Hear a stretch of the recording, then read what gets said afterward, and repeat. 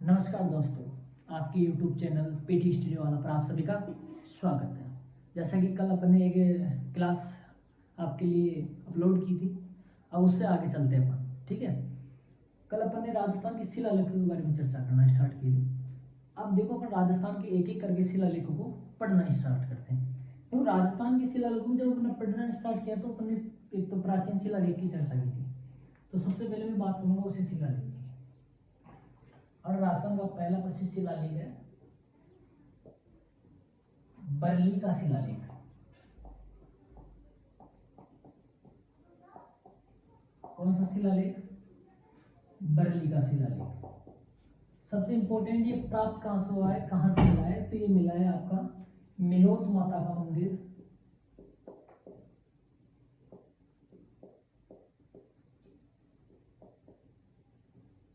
कहां से? बरली अजमेर। मिलोत माता का मंदिर बरली अजमेर से शिलालेख मिला है। और इस शिलालेख की खोज किसने की थी? खोज की 1912 में डॉक्टर गौरी शंकर हीराचंद ओझा, जो राजस्थान के एक प्रसिद्ध इतिहासकार है, डॉक्टर गौरीशंकर हीराचंद ओझा, जिन्होंने राजस्थान के इतिहास पर बहुत अच्छा शोध कार्य किया है। ठीक है, तो इन्होंने इस शिलालेख की खोज की। ठीक है, ये शिलालेख किस समय का है? ये समय, तो ये शिलालेख 443 ईसा पूर्व का है। कब का है? 443 ईसा पूर्व का। कल अपन ने एक शिलालेख के बारे में चर्चा की थी, वो शिलालेख है आपका पिपरहवा शिलालेख। ठीक है, उस शिलालेख जो भारत का सबसे प्राचीन शिलालेख है पिपरहवा शिलालेख। ठीक है, जो उत्तर प्रदेश से प्राप्त हुआ है। ये राजस्थान से प्राप्त होने वाला सबसे प्राचीन शिलालेख है। जो कहां से प्राप्त हुआ है? मिलोत माता का मंदिर बरली अजमेर से प्राप्त हुआ है। इसकी खोज 1912 में डॉक्टर गौरीशंकर हीराचंद ओझा ने की और इसका समय है 443 ईसा पूर्व। देखो, इस शिलालेख की लिपि है ब्राह्मी लिपि। कौन सी लिपि है? ब्राह्मी लिपि में लिखा गया है ये शिलालेख। कौन सी लिपि में लिखा गया है दोस्तों? ये ब्राह्मी लिपि में लिखा गया शिलालेख है। अब सबसे इंपॉर्टेंट चीज है कि इसमें आता क्या है, इसमें क्या दिया हुआ है। तो देखो, ये शिलालेख, पहला पॉइंट तो ये है, तो ये है राजस्थान का, ये है राजस्थान का सबसे प्राचीन शिलालेख।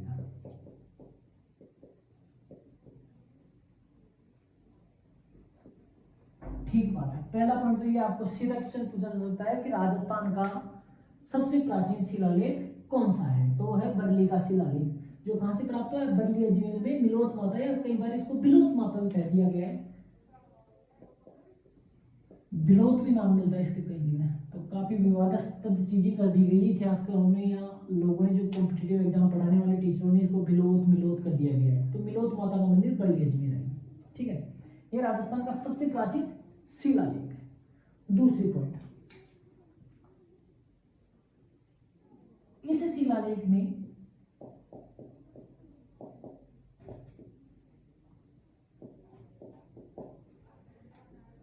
वीर निर्वाण संवत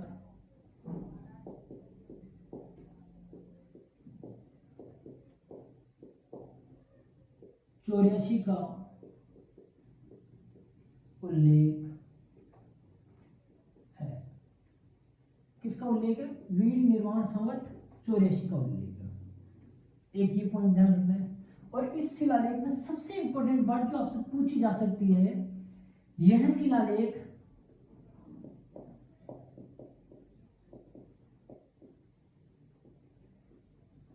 अजमेर के साथ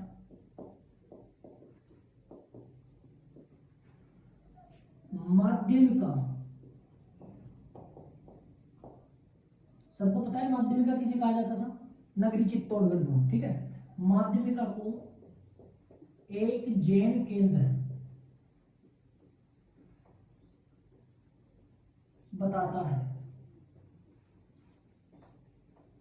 इस शिलालेख में क्या है, बरेली के शिलालेख में पहली बात तो वीर निर्वाण संवत 84 का उल्लेख हुआ है। दूसरा सबसे इंपोर्टेंट इस शिलालेख का सबसे इंपोर्टेंट चीज क्या है कि यह शिलालेख अजमेर के साथ साथ किसको, माध्यमिका, जो कि वर्तमान में नगरी चित्तौड़गढ़ को कहा जाता है। माध्यमिका आप सबको पता है कि माध्यमिका जो कि चित्तौड़गढ़ का इलाका था उसको प्राचीन काल में माध्यमिका कहा जाता था। तो उसको एक जैन केंद्र होने की बात करता है कि ये पहले जैन केंद्र हुआ करता था, जो जैन धर्म है उसकी आस्था का केंद्र हुआ करता था कौन, माध्यमिका।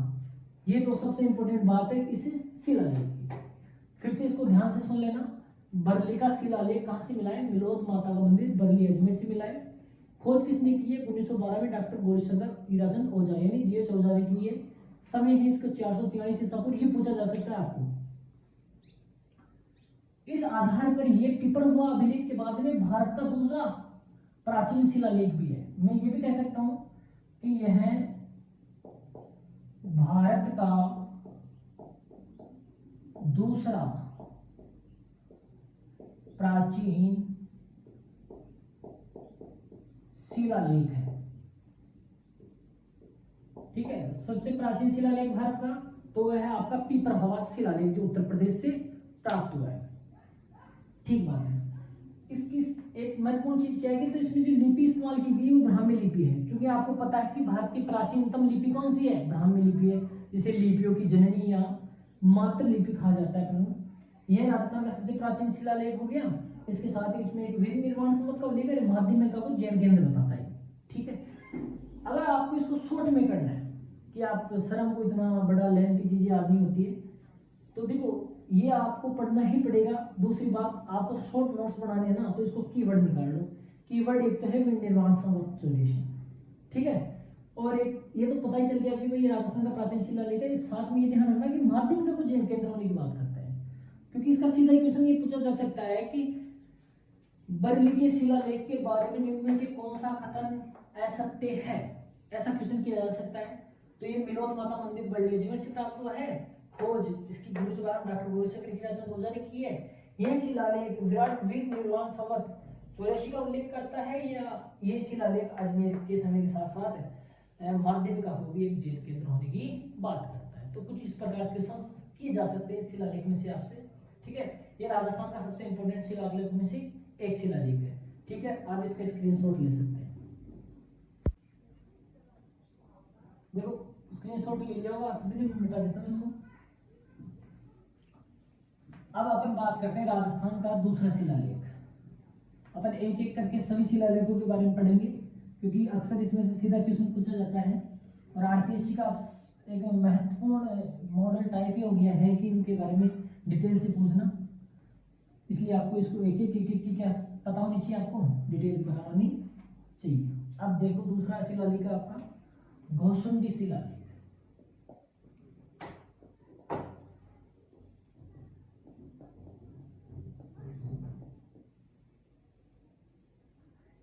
कहां से प्राप्त हुआ है, घोसुंडी गांव,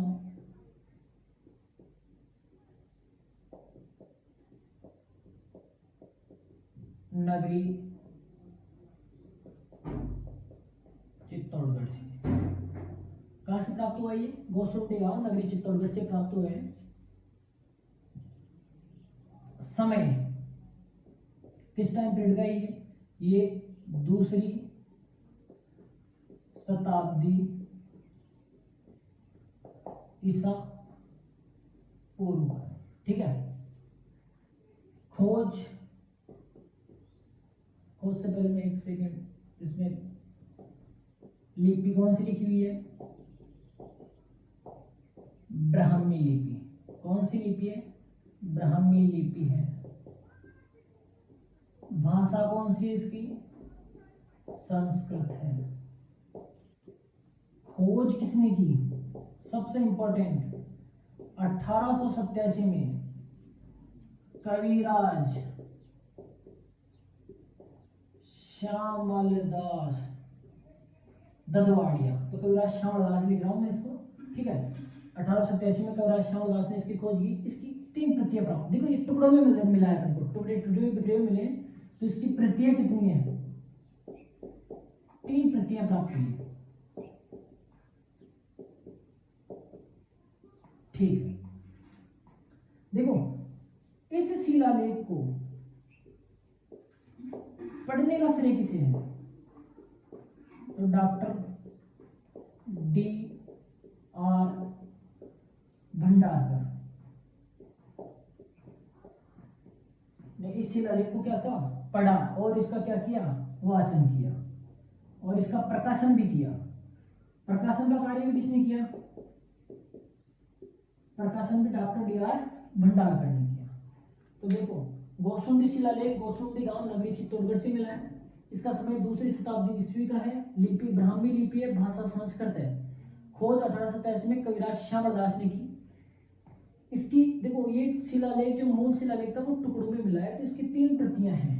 प्रतियां प्राप्त हुई है। पढ़ने का श्रेय डॉक्टर D.R. भंडारकर को जाता है और प्रकाशन करने का श्रेय भी किसको दिया जाता है? Doctor D.R. भंडारकर को दिया जाता है। एक बार इसका स्क्रीनशॉट ले लो ताकि मैं आगे चलूं। ले लिया सभी ने स्क्रीनशॉट? ठीक है, अब देखो इस शिलालेख में लिखा हुआ क्या है? गोसुंडी शिलालेख में सबसे इंपॉर्टेंट चीज तो ये है। खोज किसने की? अक्सर बहुत कम चीजें पूछी जाती है लेकिन पूछ लिया जाता है भाई इसमें मूल चीज है क्या? तो देखो इस शिलालेख में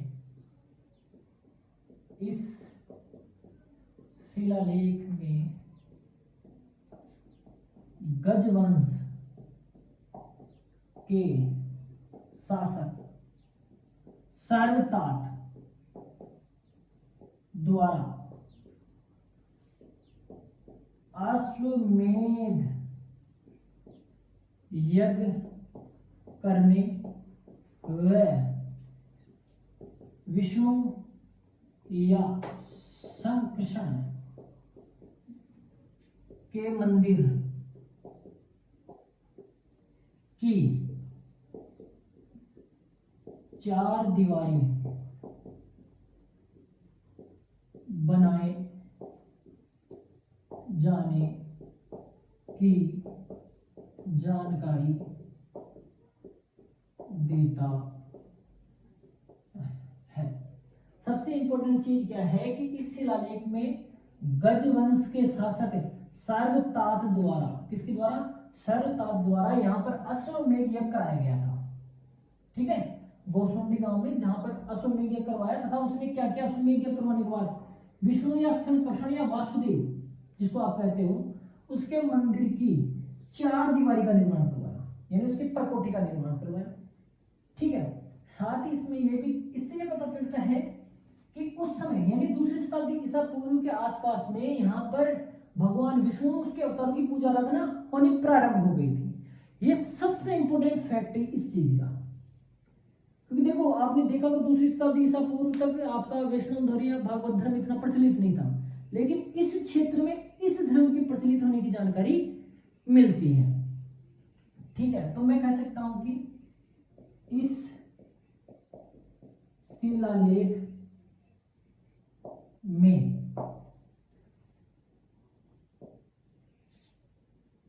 भागवत धर्म या विष्णु की पूजा की जानकारी मिलती है और पूजा निमित्त शिला प्रकार का भी उल्लेख है।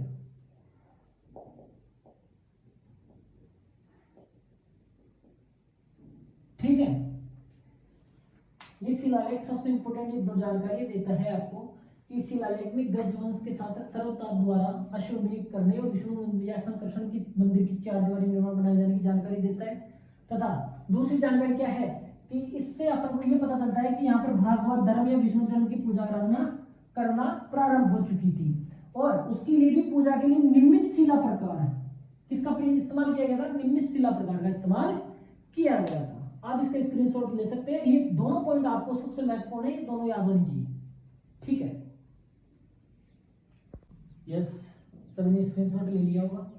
देखिए गोसुंडी शिलालेख, तो आपको समझ में आ गया कि गोसुंडी शिलालेख में क्या है कि इस शिलालेख में गजवंश के शासक सर्वताप द्वारा अश्वमेध यज्ञ कराने और विष्णु मंदिर की चारदीवारी बनाए जाने की जानकारी मिलती है। अर्थात राजस्थान में वैष्णव धर्म की जानकारी देने वाला प्राचीनतम शिलालेख कौन सा है? गोसुंडी शिलालेख है, ठीक है भाई। इस शिलालेख में क्या किसकी जानकारी मिलती है अपन को? भागवत धर्म या वैष्णव धर्म की जानकारी मिलती है, और ये इस जानकारी को देने वाला प्राचीनतम शिलालेख है राजस्थान का, ठीक है। और नियमित शिला प्रकार के बनाए जाने की भी जानकारी मिलती है। अब आगे चलते हैं अपन। अगला शिलालेख आपका विराट नगर शिलालेख, ठीक है। कहां से प्राप्त हुए हैं? बैराट, जयपुर। देखिए इस बैराट को प्राचीन काल में विराटपुर कहा जाता है, विराट नगर कहते हैं। राजा विराट ने यहाँ पर विराट नगर की स्थापना की तथा यहीं पर कहा जाता है कि पांडवों ने अपने वनवास के जो 1 साल अज्ञातवास था वो यहीं उन्होंने बिताया था, ठीक है। अब विराट नगर जो शिलालेख है ये सबसे इंपॉर्टेंट शिलालेख है, राजस्थान के संदर्भ में भी कह सकते हो और इसके भारत के संदर्भ में भी कह सकते हो। क्यों?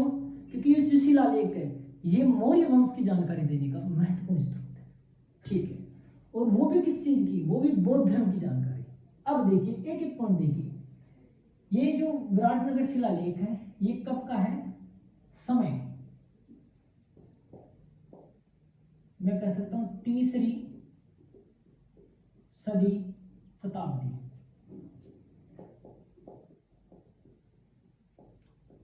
ईसा पूर्व, यानी मौर्य वंश के समय। मैं कह सकता हूं मौर्य काल। किस टाइम पीरियड का? ये मौर्य काल है, ठीक है। भाषा कौन सी इसकी? प्राकृत, जिसको अर्धमागधी भी कहा जाता है। लिपि कौन सी इसकी? सबको पता होनी चाहिए, ब्राह्मी।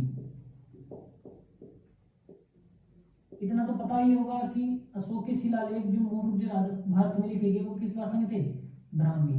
खरोष्टी और अरेमाइक लिपि, जैसे खरोष्टी लिपि का इस्तेमाल उसने 2 शिलालेखों में किया मुख्य रूप से, जैसे सागोरा और एक आपका मानसेरा, इन 2 शिलालेखों में मिलता है। तो ब्राह्मी लिपि है। लिपि कौन सी है? ब्राह्मी लिपि,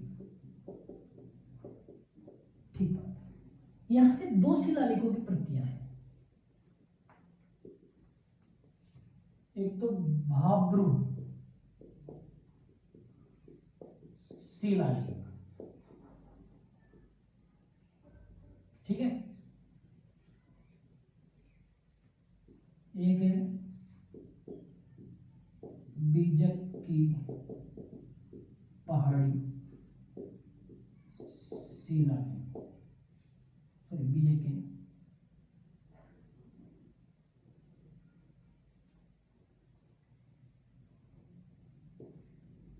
भीम जी डोंगरी का शिलालेख, ठीक है। भाब्रू शिलालेख जहां से प्राप्त हुआ है वो कौन सी पहाड़ी है? बीजक की पहाड़ी।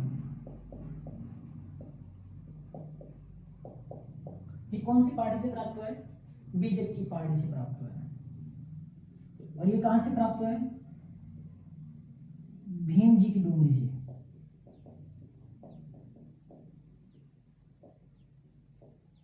ठीक है, पहले आप इसको उतारो ताकि इसके बाद में मैं भाब्रू शिलालेख के बारे में डिटेल्स बताता हूं। यस, सर ने ले लिया होगा स्क्रीनशॉट, मैं मिटा देता हूं, यहां से मिटाता हूं, ठीक है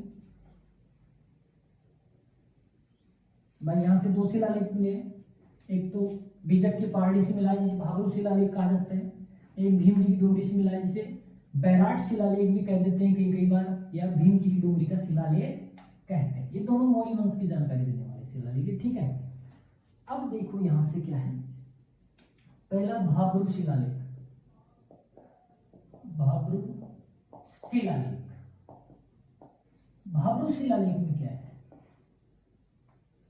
देखो इसकी खोज तो किसने की, कैप्टन बार्ट। ये एक बार क्वेश्चन पूछा जा चुका है, हो सके कि इसको रिपीट कर दिया जाए। तो भाब्रू शिलालेख की खोज किसने की थी, कैप्टन बार्ट ने की थी। सबको पता है कब की, 1837 ईस्वी में की। ये भी एक अच्छा इंपॉर्टेंट क्वेश्चन है। वह कैप्टन बार्ट ने भाब्रू की शिलालेख की खोज कब की, 1837 में की। अब देखो इस शिलालेख में है क्या, सबसे इंपॉर्टेंट ये है कि शिलालेख में जो जानकारी मिलती है वो सबसे महत्वपूर्ण है। जानकारी क्या मिलती है, पहली जानकारी तो इसमें है कि इसमें सम्राट अशोक को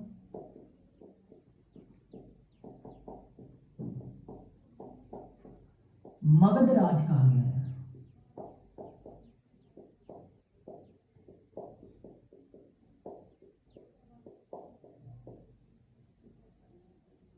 क्या कहा गया है, मगध राज, यानी मगध का राजा।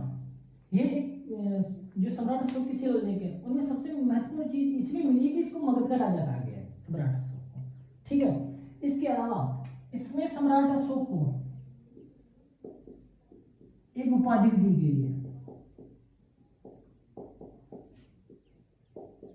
प्रियदर्शी। क्या दी है, प्रियदर्शी की उपाधि।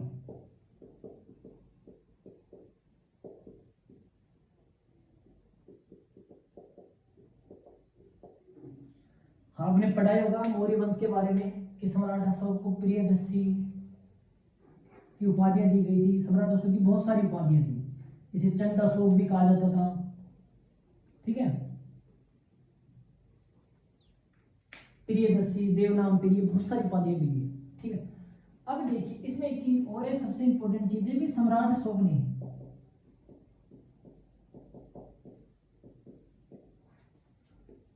बौद्ध धर्म में आस्था प्रकट करते हुए, बौद्ध धर्म में आस्था प्रकट करते हुए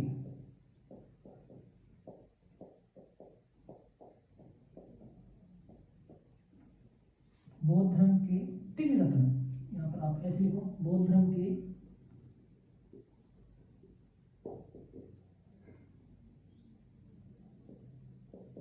3 रत्न हैं। और बौद्ध धर्म के 3 रत्न कौन से हैं, बुद्ध, धम्म और संघ। ये बौद्ध धर्म की त्रिरत्न है, बुद्ध, धम्म और संघ। अब आपने देखा होगा बौद्ध धर्म का जो मंत्र है वो ऐसे ही आता है, बुद्धम शरणम गच्छामि, धम्मम शरणम गच्छामि, संघम शरणम गच्छामि।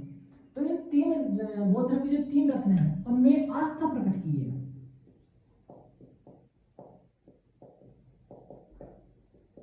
कहने का मतलब ये स्वीकृति देता है, सम्राट अशोक ये स्वीकृति देता है कि हाँ आप सबको बौद्ध धर्म को अपनाना चाहिए, उसके धम्म को शामिल होना चाहिए और उसके संग में भी आपको शामिल होना चाहिए। तो ये जो लाइन है ये सबसे इंपॉर्टेंट है और ये सम्राट अशोक का प्रूफ है कि सम्राट अशोक ने बौद्ध धर्म को स्वीकार किया। किस लाइन के आधार पर, इसी के आधार पर। और ज्यादा किसी जो अशोक ने बहुत सारे शिलालेख खुलवाए हैं लेकिन किसी में इतनी स्पष्ट बात नहीं कही गई है बौद्ध धर्म के बारे में जितनी इसमें कही गई है। तो इसमें सम्राट अशोक ने बौद्ध धर्म के 3 रत्न बुद्ध, धम्म और संघ में आस्था प्रकट की है और ये अशोक को बौद्ध होने का सबसे बड़ा प्रमाण है। ठीक बात। इसके अलावा इसमें क्या है, इसका लिथोग्राफी अनुवाद है।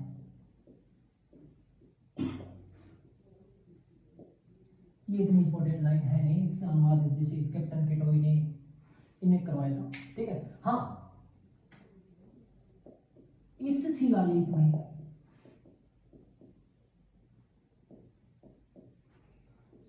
सात बौद्ध ग्रंथों की जानकारी होती है।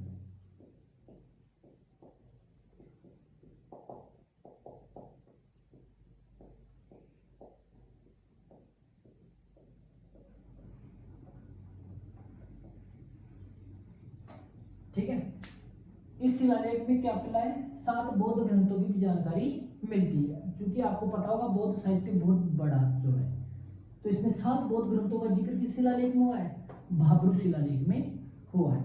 अब इस भाब्रू शिलालेख को क्या किया गया है, इसको कलकत्ता संग्रहालय में ले जाकर रख दिया गया है। कहां पर, कलकत्ता संग्रहालय। इस कारण आज इस शिलालेख का नाम भाब्रू कलकत्ता शिलालेख है। क्या नाम है इसका, वर्तमान समय में इस शिलालेख का नाम क्या है, भाब्रू कलकत्ता शिलालेख। ठीक है, तो फिर से ध्यान से सुन लेना आप सभी लोग। भाब्रू शिलालेख जिसकी खोज कैप्टन बट द्वारा 1837 ईस्वी में की गई थी। इसमें सम्राट अशोक, तो सीधी बात है, सीधा क्वेश्चन भी ऐसे पूछा जा सकता है, राजस्थान के वह कौन से शिलालेख है जिनमें मौर्य वंश की जानकारी मिलती है, तो भाब्रू शिलालेख या बैराट शिलालेख। ठीक है, तो इसका कैप्टन बट ने खोज की 1837 में। सम्राट अशोक ने तो इसमें सम्राट अशोक को मगध राज कहा गया है। साथ में इसे सम्राट अशोक ने प्रियदर्शी की उपाधि का भी जिक्र है। और सम्राट अशोक ने बौद्ध धर्म के 3 रत्न बुद्ध, धर्म और संघ में आस्था प्रकट की है, जो इस बात का सबसे बड़ा प्रमाण है कि महात्मा गौतम बुद्ध ने बौद्ध धर्म को स्वीकार किया। इसी शिलालेख में 7 बौद्ध ग्रंथों की भी जानकारी मिलती है। वर्तमान में भाब्रू शिला फलक को कहां रखा गया है, कलकत्ता संग्रहालय में रखा गया है। इस कारण आज इस शिलालेख का नाम भाब्रू कलकत्ता शिलालेख है। ठीक है, आप स्क्रीनशॉट ले सकते हो, सबसे इंपॉर्टेंट शिलालेख। हाँ, यस, ले लिया होगा सभी ने स्क्रीनशॉट। मैं मिटा देता हूं इसको। ये सबसे इंपॉर्टेंट शिलालेख है, आप इसको जरूर याद कीजिएगा, क्योंकि ये आपके भारत के इतिहास के साथ साथ राजस्थान के इतिहास का भी सबसे महत्वपूर्ण पार्ट है ये शिलालेख। ठीक है, और इसकी जो 2-3 महत्वपूर्ण लाइन है वो तो आपको याद होनी चाहिए, और आप इसको कंप्लीट याद करते हो तो उससे बढ़िया कोई भी चीज नहीं है। अब दूसरा शिलालेख है इसी का, संस्कृत दूसरा, वो कौन सा है, बैराट शिलालेख है। तो अपन को बैराट शिलालेख जो कहां से प्राप्त हुआ है, भीम जी की डोंगरी से। खोज किसने की, ये किसको प्राप्त हुआ, ये ACL कार्नवाइल। कल अपन ने इसके बारे में बहुत अच्छा पढ़ा है कि ACL कार्नवाइल ने राजस्थान में पुरातत्व का कार्य प्रारंभ किया था।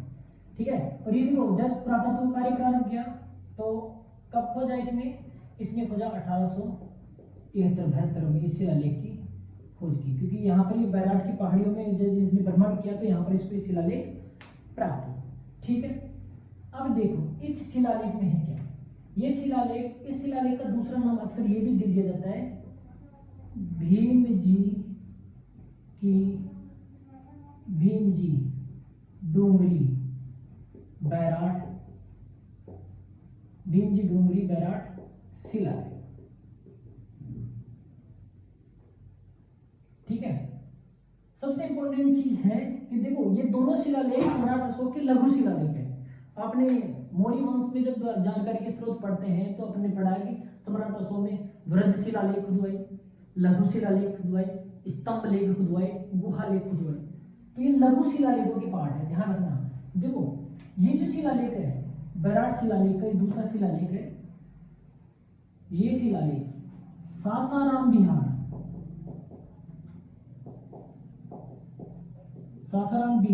से प्राप्त शिलालेख का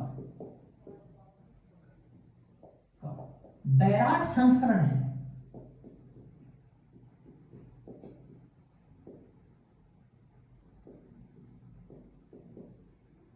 सबसे इंपॉर्टेंट चीज है ये सासाराम बिहार, कहने का मतलब मैं ये कह सकता हूँ कि सासाराम बिहार में जो शिलालेख है सम्राट अशोक का, उसकी कॉपी है। क्या है, उसकी कॉपी की हुई है। कहने का मतलब वहां की जो सूचना वहां पर जो दी गई है सेम सूचना इसमें दी गई, तो मैं इसको कह सकता हूँ सासाराम बिहार से प्राप्त शिलालेख का बैराट संस्करण है। ठीक है, इसका वुहलर और सेनाट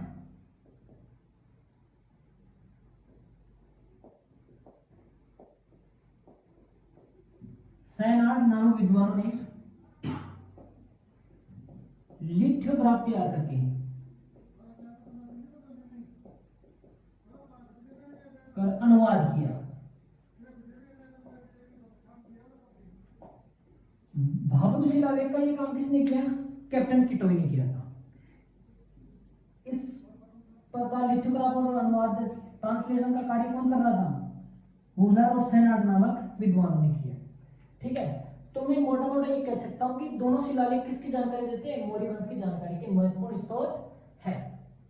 ठीक है, फिर से देख लेना, बैराट शिलालेख जो भीम जी की डूंगरी से प्राप्त हुआ है, भाभरू शिलालेख आपके बीजेक की पहाड़ी से प्राप्त हुआ है। इसकी खोज एशिया और कनाडा ने 1873 में की थी।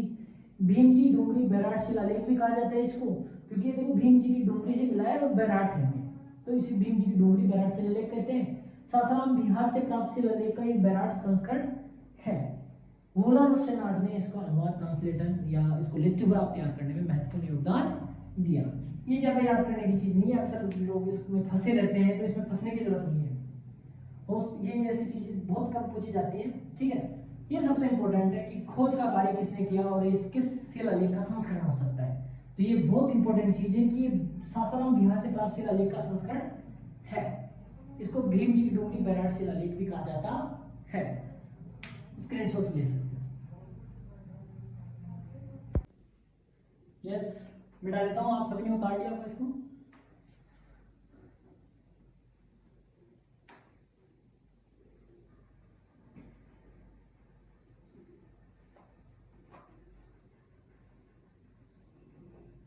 अगला शिलालेख है आपका नानसा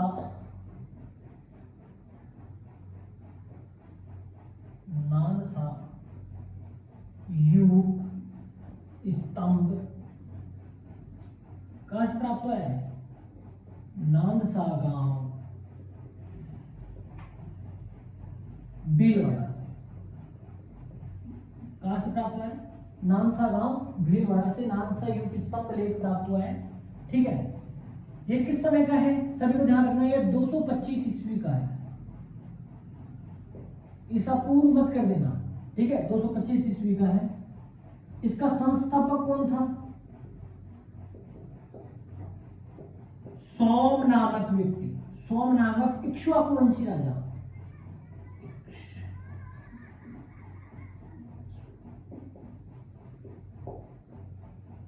किस वंश का था? इक्ष्वाकु वंश का था। देखो इसमें है क्या, देखो ये एक 12 फीट का स्तंभ है। क्या है? 12 फीट का स्तंभ है जो एक तालाब में लगा हुआ है। किस में लगा हुआ है? तालाब में लगा हुआ है। ठीक है, इस पर इसके मध्य में कुछ लिखा हुआ है, जिसमें क्या लिखा हुआ है? देखो इसमें एक व्यक्ति का नाम लिखा है, शक्ति गुणगुरु नामक व्यक्ति ने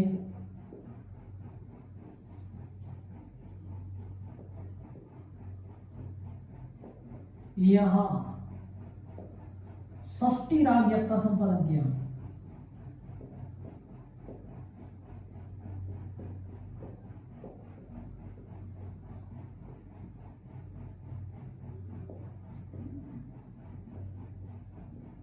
ठीक है, इसमें एक व्यक्ति का नाम दिया गया है, शक्ति गुणगुरु नामक व्यक्ति ने यहाँ पर क्या किया? षष्ठी राग यज्ञ का संपादन किया। ये पौराणिक यज्ञ हुआ करता है। देखो यज्ञों के बारे में आपको पढ़ना है तो आपको भारतीय इतिहास में धर्म सूत्र और धर्म शास्त्र के बारे में पढ़ना होगा, तब जाकर आपको पता चलेगा कि हमने यहाँ पर यज्ञ कितने प्रकार के हुआ करते थे। अक्सर यज्ञ 21 प्रकार के देखे गए हैं, उसके अलावा भी कुछ और भी यज्ञ हैं। ठीक है, तो उनमें से ये षष्ठी राग यज्ञ है, 7-7 करके 3 पार्ट में डिवाइड किया गया इन यज्ञों को। ठीक है, तो ये षष्ठी राग यज्ञ है। तो मैं ये कह सकता हूं कि उत्तर भारत में पौराणिक यज्ञों की जानकारी देने वाला शिलालेख है। स्तंभ लेख। इससे क्या पता चलता है कि उत्तर भारत में पौराणिक यज्ञ किए जाते थे। क्या किए जाते थे? उत्तर भारत में पौराणिक यज्ञों का संपादन किया जाता था।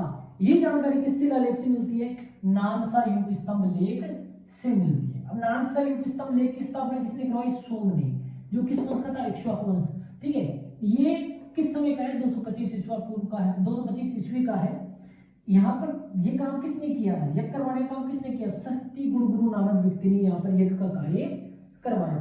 ठीक है, और ये शिलालेख उत्तर भारत में पौराणिक यज्ञों की जानकारी देने वाला महत्वपूर्ण शिलालेख है। बस इतनी ही जानकारी है, इसमें सबसे महत्वपूर्ण चीज है षष्ठी राज्य और उत्तर भारत के पौराणिक यज्ञों की जानकारी।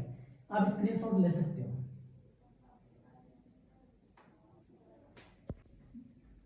यस,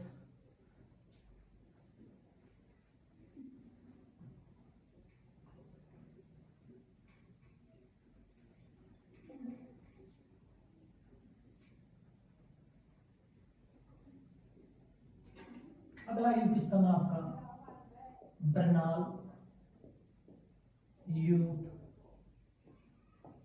स्तंभ लेख कहां से प्राप्त है? बरनाल, जयपुर से। ठीक है, यहां से 2 यूप स्तंभ लेख प्राप्त हुए हैं। कितने? 2 यूप स्तंभ लेख। कितने यूप स्तंभ लेख प्राप्त हुए हैं? 2 यूप स्तंभ लेख प्राप्त हुए हैं, जो एक तो 227 ईस्वी का है और एक 278 ईस्वी का है। कब तक का है?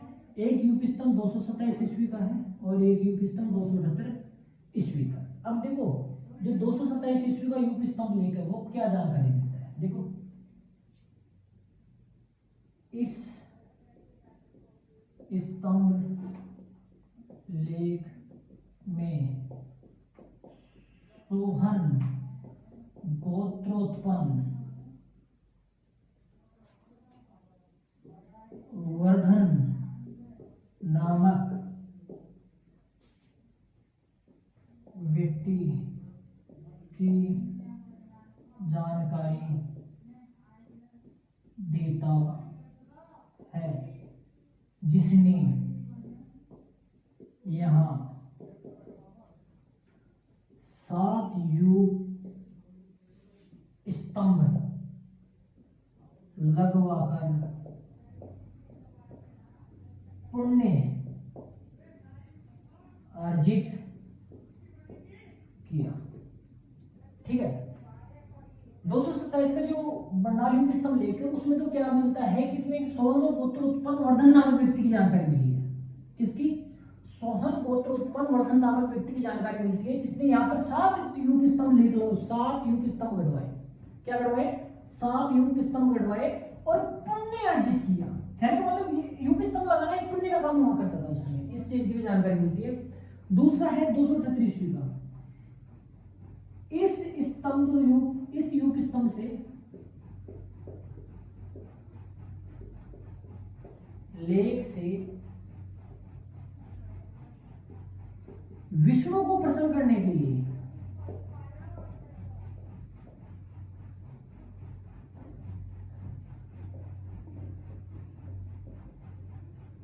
गर्ग त्रिरात्रि यज्ञ करवाए जाने का उल्लेख है। क्या है इसमें? इस 278 ईस्वी के यूप स्तंभ लेख में क्या है?